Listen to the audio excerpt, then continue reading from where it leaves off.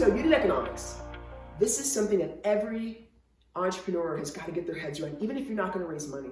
Unit economics are what it costs you to acquire a customer, which is cost per lead or cost of acquisition, the cost to service that customer or the cost of retention, the lifetime value of that customer, and there must be 5 other unit economics. My favorite one is called ARPU, or average revenue per customer. There's a lot of different variations to that. If you're in e-commerce, it might be your average order value. It might be a different thing, but essentially it's the value of every customer transaction and the value of every customer. And so as you're thinking about that, add some more annual contract value. There's so many, I could just keep going.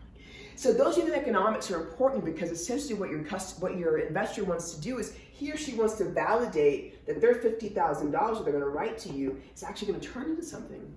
And then the big demon, they're going to ask you this question. What is the future valuation?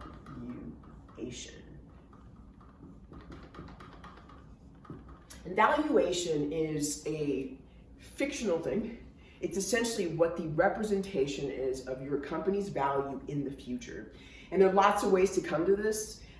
Profitable organizations that tend to raise money from private equity or get bought by private equity look at something called EBITDA, which is essentially earnings. Startups tend to look at a multiple of revenue. So some people might value this $127,000 annual recurring revenue. They might put a 10x valuation multiple on that. So maybe this company is actually worth $1.3 million.